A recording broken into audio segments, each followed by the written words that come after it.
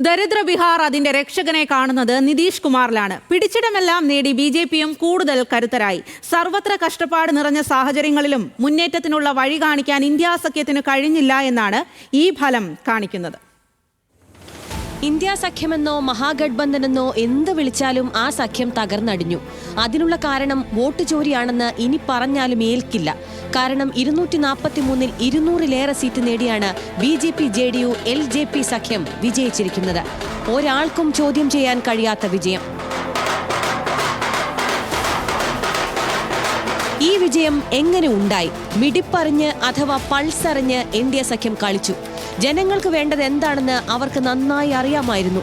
വാഗ്ദാനങ്ങൾ നൽകുന്നതിന് മുൻപ് തന്നെ ചിലത് പണമായി നൽകാനും കഴിഞ്ഞു. സ്ത്രീകളുടെ അക്കൗണ്ടിലേക്ക് നൽകിയ 10,000 രൂപ വീതമുള്ള സഹായം മാത്രമല്ല ഈ വിജയത്തിന് വഴിയൊരുക്കിയത്. സർവത്ര കഷ്ടപ്പാടിലായ ജനതയ്ക്ക് മുന്നോട്ടു പോകണം. അതിന് രക്ഷകനായി നിതീഷും മോദിയും മാത്രമേ ഉള്ളൂവെന്ന് അവർ പറഞ്ഞുവെച്ചു. അങ്ങനെ ഉണ്ടായതാണ് ഈ മഹാവിജയം. SIR പോലുള്ള സംഭവങ്ങൾ ഫലത്തെ സ്വാധീനിച്ചിട്ടുണ്ടാകാം. പക്ഷേ ഫലം അട്ടിമറിക്കാൻ മാത്രമുള്ള സ്വാധീനം അതിനുണ്ടാകാൻ വഴിയില്ല.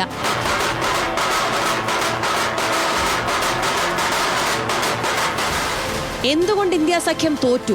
ആ ചോദ്യത്തിന് ഉത്തരം ഒന്നേയുള്ളൂ: ലക്ഷ്യബോധമില്ലാത്തതിനാൽ തോറ്റു. ബീഹാർ പോലെ ദരിദ്രരിൽ ദരിദ്രരായ ജനത കഴിയുന്ന സ്ഥലത്ത് അവർക്ക് മനസ്സിലാകുന്നതായിരുന്നില്ല വോട്ട് ചോരി. സാങ്കേതികത്വത്തിലൂന്നി കോൺഗ്രസ് നടത്തിയ പ്രചാരണം എങ്ങും ചെന്നെത്തിയില്ല. ജനങ്ങളുടെ പ്രശ്നങ്ങളും കഷ്ടപ്പാടുകളും പ്രചാരണ വിഷയമായി ഉയർത്താൻ കഴിഞ്ഞ 5 ആണ്ടിലും സാധിച്ചില്ല. അതാണ് ഈ വലിയ തോൽവിയുടെ കാരണം. ബീഹാറിൽ ബലം പിടിച്ച് സീറ്റ് വാങ്ങിയ കോൺഗ്രസ് നാമാവശേഷമായി. CPIM അടക്കം ഇടതു പാർട്ടികൾക്കും ശക്തി ചോർന്നു. കഴിഞ്ഞ പാർലമെന്റ് തെരഞ്ഞെടുപ്പിൽ പ്രതീക്ഷിച്ച മുന്നേറ്റമുണ്ടാക്കാൻ കഴിയാത്ത പാർട്ടിയാണ് ബി.ജെ.പി. നിതീഷ് കുമാറിന്റെയും ചന്ദ്രബാബു നായിഡുവിന്റെയും കരുണയിലാണ് ഭരണം. അവിടെ നിന്ന് പുറത്തെത്താൻ നടത്തുന്ന തീവ്ര ശ്രമങ്ങൾ ഈ തെരഞ്ഞെടുപ്പിൽ കണ്ടു. ബീഹാറിലെ ജനതയെയും വർഗീയമായി തിരിക്കുന്നത് കണ്ടുവെന്ന് സങ്കടത്തോടെ പറയേണ്ടതുണ്ട്. ഹിന്ദു വോട്ടുകൾ മഹാഭൂരിപക്ഷമായ ബീഹാറിൽ അത് ഏകീകരിക്കപ്പെടുന്നുവെന്നാണ് ഈ ഫലം പറയുന്നത്. ഇത്രകാലം RJDയുടെ ശക്തമായ സാന്നിധ്യമായിരുന്നു അതിനുള്ള വിഘാതം.